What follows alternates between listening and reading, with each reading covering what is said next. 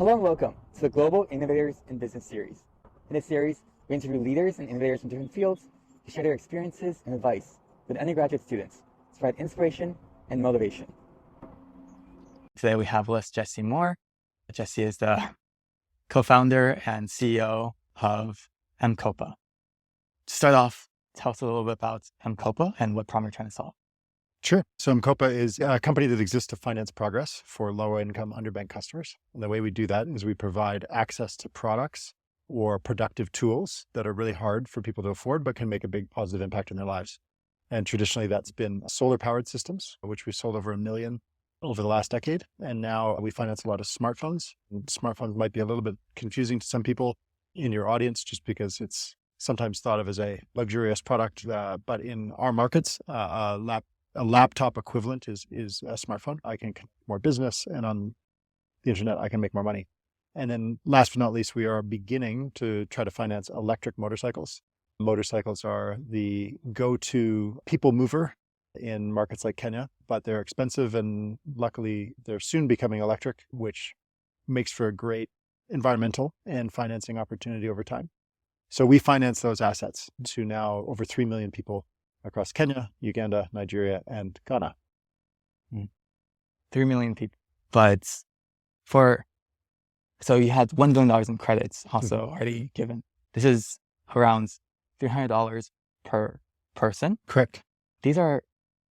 How do you manage and control these micro transactions? How do you keep track and make sure they're accountable for that money? Good question. Another way to describe what M-KOPA does is microfinance. And when I say microfinance, what I mean is small-sized financial products designed for low-income people that aren't served by conventional banks. And the reason why that is the case is when you're only borrowing $200 or saving $50, the banks can't really make money off of you. You just don't have enough money to make margin. Microfinance has been a big space for dozens of years now, and has attracted a lot of attention, and Muhammad Yunus has won the Nobel Prize for this. So hopefully people are aware of microfinance. What we do is a variant of microfinance, but enabled by technology. Okay. And there are two forms of technology that are key ingredients to what we do to make our microfinance proposition work. The first one is what you might call mobile money, or in Kenya, M-PESA, or really digital payments. For a US audience, it's like Venmo, right? Moving money between people without the need for cash. This is where we come from. So I worked on M-PESA briefly when I finished my MBA. And some of the co-founders of M-KOPA with me were the leaders of the M-PESA product from day one. So that changed the market opportunity for us to begin M-KOPA, because for the simple thing that I'm about to say is, all of a sudden, low-income people who might be able to spend 30 cents or 50 cents or $1 a day on something, you could reach them at scale and never have to go and collect cash. Collecting cash is expensive. Collecting cash is also going to result in money going missing. And so it's very costly. All of a sudden, you could, on the M-PESA platform, realize a future where people can send you 30 cents in real time, and you would never lose a penny of that. And fast forward to 2023 today, M-KOPA will be paid today probably about 500,000 times. So 500,000 people will send us 70 cents or 60 cents or whatever that number is. And that adds up to a big number. But the only way you could collect all that is if you had the ability to collect money over digital channels. So that's key ingredient number one. To answer your question about how do you collect on the loans that you give people? So in our case, what we loan is a product. We don't loan you cash, but we'll give you a solar powered system or a smartphone or an electric motorcycle that we have a remote control connection to through what you might call the Internet of Things. So that's a business buzzword, but Internet of Things means there's a chip that's talking to the internet in that thing, in that product. And we and our backend servers can basically shut that on or off based on the customer paying. Back to the comparison of microfinance started with cash and sometimes people lending products. But then if you didn't pay, I'd have to send a guy around to go and take that product from you, and then I'd give it back to you when you paid again. Ours is a much more elegant and scalable version of the same, where I can give you a solar system, and if you don't pay, I can just shut it off. And then you can pay me 30 cents through mobile money, and a minute later, we turn that back on. That was the original concept for the whole business. And that concept came to our minds in 2009. So M-PESA started in 2006, 2007. And about 2 years later, we were sitting down thinking, what can we do next? And we came up with that concept. And then we decided to start with solar systems as the first product category. And so I moved to Kenya in 2010 to get this started from scratch. And now, 13 great fun, sometimes bumpy, but 13 adventurous years later, here we are with over 3 million customers and over $1 billion worth of goods that have been deployed over that decade. Why did you start with solar? I think one part of it is because you had that ability to control like on and off switch. Yeah. But why it was solar the starting point and not just like lights? Sure. So stating the obvious, we need something that's electric to shut it off. So it couldn't be a cow or something that didn't have electric current going in, or in other words, a battery inside it. And we were thinking about things like smartphones, but at the time there wasn't nearly the demand for smartphones from our customer base, from the underbanked low-income customer base that there is today. And that's because in 2010, people weren't really engaging in a digital economy like they are now. So that need has grown over time. But back in 2010, the main need people had was for basic power, actually to charge phones, but simple mobile phones. So simple kind of feature phones, not smartphones, to run lighting. And when you think of lighting, when you live off the grid, you actually spend a bunch of money lighting your home in the form of kerosene, which is a terrible lighting source and is very expensive and is very dangerous and is very pollutant. So we started focusing on that problem of lighting and said, if we can give you a solar panel that charges LED lights that's cheaper than kerosene, and you can pay us through this great technology system, why not? And that proved to be a pretty big success. From there, we started to add in other appliances. So people said, I love that you've brought power to my home, and I love that it's affordable. And I love also that it's green. But can I get a television next? Or can I get a fridge? Or can I get a fan? And so we worked on a lot of those products for a while. And then about 4 years ago, we came around to smartphones. And the basic reason is our customers were asking for them. So we always get to our product ideas by just talking to people and saying, what it is that you need in your life and why? And then we say, okay, can we make that happen? And so around 2015, 2016, a lot of the M-KOPA customers, when asked, what next would you like? They said, we would really like a smartphone. And we said, okay, tell us more. I said, I now need a smartphone to be on a ride-hailing app because I'm a motorbike taxi driver, but everybody's moving on to Uber and I need to be on it, as one example. Or hairdressers even saying, it's so important for me to be on Instagram and show what I can do to my potential clients. And if I'm not there, I'm going to get a drop in my business revenue. So a variety of reasons why people need smartphones, which is to say, I need internet connectivity. And we started dabbling in how to make that work, and it scaled really well. So we've now financed over 2 million smartphones over the last 3-4 years. And next is electric motorcycles, which we talked about a minute ago, but basically it's the same thing. People want a vehicle to be able to move goods and work as a taxi driver. The two-wheeler is the right solution for most of Africa, or at least most of East Africa, because there aren't enough paved roads to really take four-wheelers off to villages and various areas. And two-wheelers are also more affordable. What's happening is you can now get a pretty good electric motorcycle that you can charge in a public area or sometimes at home or sometimes off other solutions. But it's about twice as much as a petrol bike up front. However, your running costs are like 20%. Right? You pay a lot less to charge the bike than you would to buy petrol. And so at some point, in a 2-year period, you end up saving money if you buy the electric bike. And so that's what we think could work well next. And that's why we're investing now in that next area. That's so interesting. And I feel like those 3 items, or at least the 2 that you're coming up with recently, is like probably the most prized possessions or like most money spent for the average family on one product. And that's like the most need for financing comes in those like big expenditures. And that actually is very interesting because I think a huge problem is money comes in at various intervals. You might get a deal and then other time, like 2 weeks later, you get another transaction. So the ability to break that down. And I'm really glad you've said that, made that point, which is super important, but quite nuanced to the underbanked customer base that we serve. So behind what you just said, which is people need flexibility and they won't pay necessarily on a regular interval. The reason that is true is because people don't earn money on a regular interval. So when we commonly think of people making money and then spending that money, and at least in my North American context, growing up in Canada, the expectation is people have a job and you get paid on the 30th day of the month, and then you have money and you can pay your bills and you do it again next month. most of our customers don't have jobs. Most of our customers work their butts off and they make money, but they don't have a steady paycheck. What they're doing is working as a hairdresser, working as a motorcycle taxi driver, working as a farmer, and earning their income step by step. But that sometimes is very lumpy. Yeah, you can make as a farmer a bunch of money 1 month and then you've got to wait 3 months till you harvest again. Or again, a motorcycle taxi driver might have some very busy weeks and then it rains like hell and nobody wants to get on an outdoor motorcycle for 2 days and there's no money. So everything has to be super flexible. And for us, that meant, first of all, always charging at a minimum increment that a daily amount for the product or service. Even making it a weekly payment was sometimes too much at one time for our customers. But if you could allow them, and some customers do pay weekly or even monthly because maybe they do have a job, but we really wanted to make the payment increment as small as possible to allow it to be as flexible to their cash flow needs. The second thing about our lending model is we allow you to take days off. Of course, I'd prefer that you pay every day on schedule, but that's not realistic. And so into the way we price and we work is we assume that customers are going to have a day or two in a month where they can't pay, and that's okay. That's all built in flexibly to make it more affordable for them. The other thing that's really important, obviously, and probably coming to the minds of your viewers is, all right, you're lending these products to low-income people who have unsteady incomes. What happens when they don't have enough money and they really fall behind and they can't afford the product? So that's been a major challenge for us, but we've got a great solution.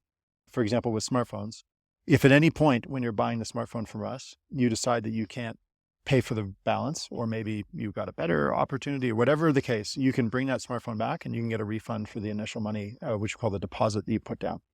And then we will void the rest of your obligation. Now, why would we do that? A, out of the goodness of our hearts, yes.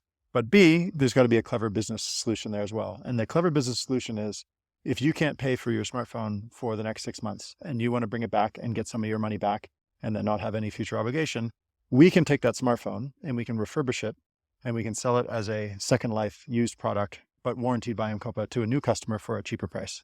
People love that. That's a really big opportunity. And so one of the areas that I'm excited we will go next is to be able to finance used smartphones. And we've also already done this on solar. We've refinanced about 50,000 solar systems that people couldn't pay for over here, no problem. And then we can buy them back and refurbish them and sell them again in a circular economy type of approach. So fascinating. I think we talked to Matthew Bannock, who was the head of Omega Network. Sure. And I think one of the things that he said is when you compare a business-driven model, like for-profit model in developing countries versus a non-for-profit model, it's almost more difficult for a for-profit model because they need to know exactly the needs of the consumers. Non-for-profit model, they can put money, but they don't need to people have to be willing to pay for the thing. So you have to know exactly for business that they'll be willing to pay for it. And that's willingness to pay is actually even more than the product itself. So they think it's a good value. Yes. But I think that's a very, very unique business model. What is the comparison you think of non-for-profits and versus for-profits? Yeah. So I agree with what Matt would have said on that regard. And in fact, that's the main reason why I switched my career from being in the nonprofit space. So my sort of post-undergrad, pre-MBA, most of my career there, 5-6 years, was in a nonprofit. And the thing that bothered me most was actually that the customers didn't have a real voice or any power in the relationship with us as an NGO. We were giving away services and trying to be helpful, but there was no feedback loop. There was no it was very difficult for somebody to be like, oh, you're giving this to me for free, but I don't really value it because it's free, right? There's no reason to bother to say that.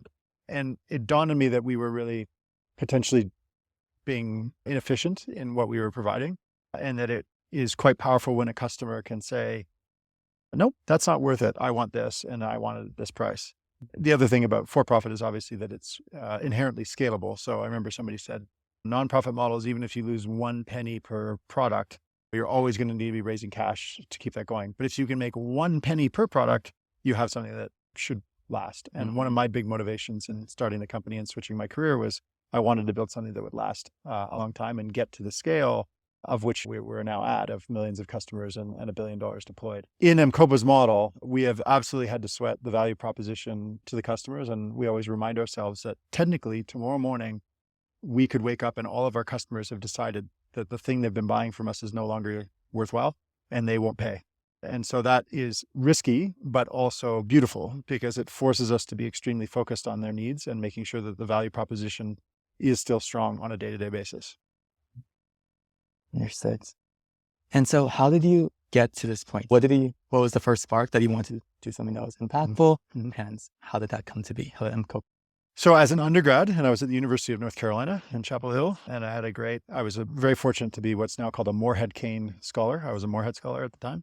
And that scholarship was wonderful for a couple of reasons. First of all, they didn't, and still to this day, Morehead-Cain Scholars don't have to do anything in particular, but be excellent at what it is they care about.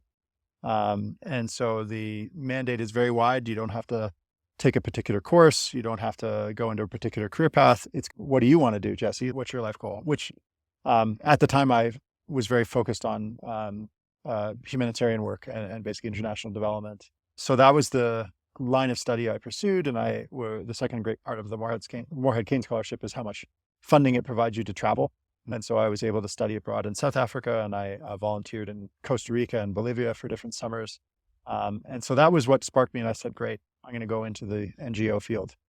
But after 4 or 5 years of being in that sector, was beginning to see the issues, what we just talked about in terms of the lack of a feedback loop from customers. And then I had an amazing moment or like conversation with 14 farmers, which I'll tell you about now. That was a real pivot moment for my career thinking. It was in Kenya. So it was 2004 and I was in Kenya, and I had done repeat visits over a couple of years to a project that the NGO had been running for a long time, helping some farmers improve their output so that they could make more money. And I had visited these farmers before, but on this particular trip, and sorry, I was with these farmers the second time. And between the 2004 trip and the 2005 trip, the same group of farmers, 14 of them, had gone from having no mobile phones to all having mobile phones, simple Nokia feature phones. And a couple of things shocked me about that. The first thing was that my parents at the time in Canada, who could totally afford a mobile phone, didn't have one. And they didn't have one because they're like, why do I need a mobile phone? I've got a landline, I've got email, and I don't need this form of communication. And I'm with these farmers who are very low income, $1, $2 a day farmers, and they had bothered to invest in a cell phone. And then I asked them about it, and they went on about how wonderful this product was and how it transformed their lives, and it gave them access to information and allowed them not to have to spend as much money traveling on buses and all these kind of positive reasons. And I was like, wow, this is really incredible that my parents, who totally could afford middle income, middle class Toronto lifestyle, could totally afford a cell phone, don't see the need. But these really poor farmers are like adamant that this is the best thing in their lives. And it was, okay, so innovation is going to happen faster in this farmer's field than it will in my hometown. So and I'm really interested in innovation. Maybe that's somewhere I want to be. The second thing was I asked all the farmers, so wait, guys, you've told me that this phone is the most important thing in your life. But what about us? We've been with you as an NGO for 10 years. We've helped you in all these ways. If we disappeared tomorrow or your phone disappeared tomorrow, which one would be more detrimental to your lives? And they were like, oh no, don't take away our phones. You guys, you can leave. We're fine. But like, this phone is the thing that I need to going forward. And I was like, okay, if my life goal was to try to help farmers like you guys, I guess I should work for the phone company. Like, this is clearly a demand-driven thing I'm learning. And so that's what caused me to eventually go do an MBA, because I figured I'd need to get into a phone company, and I probably wouldn't be hired on the basis of having no business background or training. And then that's when I got very lucky, and I came to Kenya in 2007, right after the MBA, working on M-PESA. I see. And the phone company was a starting point because it gave like the tool to like access so many more people than originally possible. What do you think from the past 10 years, decades you've been here, is there anything else in the developing regions that you're so fascinated by and like has a future growth that's similar to the trajectory of the mobile phone? Yeah, I think one thing that has a pretty big trajectory is renewable energy, and that might be off-grid solar solutions like we have proven. There's no real need to string the electricity grid to remote homes when you can power them just as well or better with solar panels and batteries and associated appliances. That's simplifying it a bit, but generally speaking, just like mobile phones leaped over landlines, off-grid renewable energy solutions can leap over the need for electricity cables. I think we're about to see a similar revolution in electric vehicles. So again, I think the economics of petrol, never mind the climate change side of it, which is super important.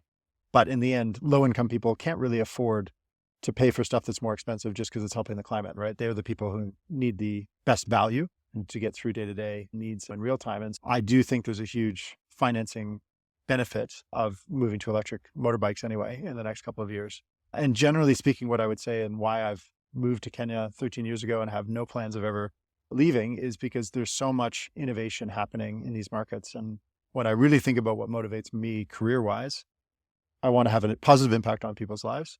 I want to apply innovation and do things for the first time because that's really challenging and super fun. And lastly, I want to do all of that at significant scale, right? Because if you're doing that for 10 people or 100 people, fine. But if you can do that for 1 million people, that feels like a really big accomplishment. It's something worth fighting for. So it's the combination of impact and innovation at scale that really drives me. And I think hopefully M-KOPA is a good demonstration of bringing those three things together. Understood. And talking about the demonstration of bringing those together and being a example of a company that's really delivered success in developing countries. And the recent funding round is amazing. $250 million debt and equity financing together. It's one of the largest in the entire history of Africa. Investments. I know actually we just talked to other founders and they've seen that because of the recent economic difficulties, it's been difficult to raise funds. How have you navigated through that? And how do you see the future of investments and funding in Africa related businesses? Yeah, no, great question.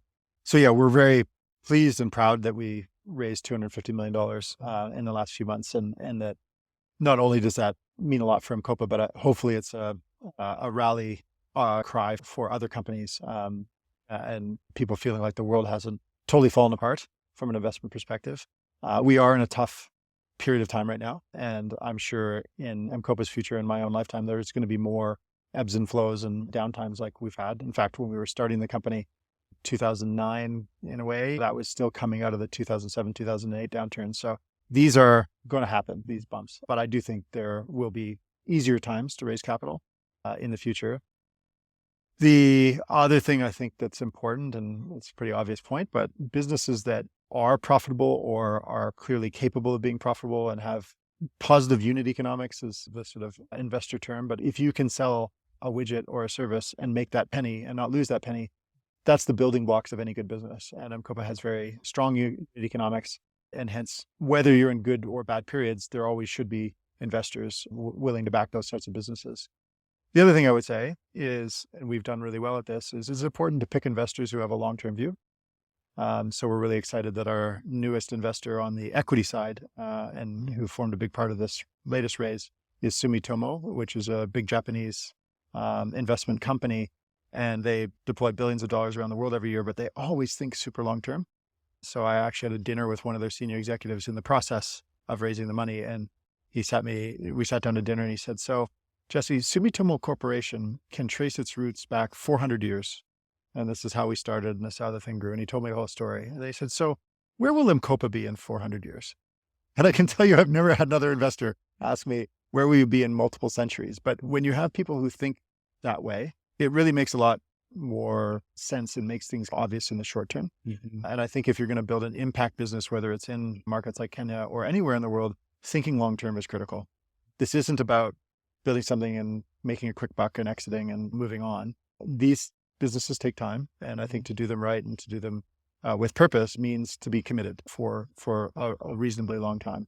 So having investors who value sustainability and profitability, but are willing to say, yeah, that might be a 5-year journey, or that might be a 10-year journey, or that might be a 25-year journey. That's fine. You just have to find the right investor base who aligns with management on those approaches. 400 years is a long horizon. What is the horizon of M-KOPA like for the 10, 20 year in the future? Yeah, I think 10 to 20 years is an easier one to answer. But I think M-KOPA's got a geographic ambition to scale further than we are, although not just because we want to say we're in 8 countries, not 4. We're in 4, verging on 5 now. We're entering South Africa on a pilot. But I do think we should be closer to 10 countries in a 10-year time frame, maybe even bigger than that. Why, again, I'm a little bit hesitant about saying, oh, we must be in 15 or we must be in 20 countries. This is not so much the countries that matter, but it's the customer numbers. And there's plenty of customer demand depends on which countries we go to. But for example, we're in Nigeria now. We have over 100,000 customers in Nigeria, but the market in Nigeria is so big. So expanding in Nigeria might be a better play than deciding to go to a new country. Regardless of how many countries it is, and let's call it 10, we definitely want to reach many more customers. And I think our next big milestone is getting to 10 million customers. I think we'll be there before 10 to 20 years. But if we're talking 10 to 20 years out, I think we should be looking at tens of millions of customers that we've reached. And I think there will be more products, right? We are not a solar company. We're not a smartphone company. We're not an electric bike company. I can't fully predict what the next solutions are that people are going to need, but I have some hunches and our team have some hunches. And I think there'll be other productive tools that need financing that we'll be able to deploy on our same model. And hopefully those tools are also things that are really environmentally positive. We're very excited about electric bikes because ultimately they're cheaper for the customer, but it's also great that they offset a lot of pollutants and CO2. I see. Sounds good. If you're 20 to 30 years old and trying to figure out your next step and you have a goal of doing something that's impactful and driving change in the world, but don't know where to start or are looking to understand how to pivot, what would be your advice? Yeah. So the main advice is going to sound a little odd maybe, but the best advice I could give myself when I was in my mid-20s was don't worry as much as you do about a plan. I used to be very concerned about what I would do next and what that would lead to and trying to forward plan how my whole career would unfold.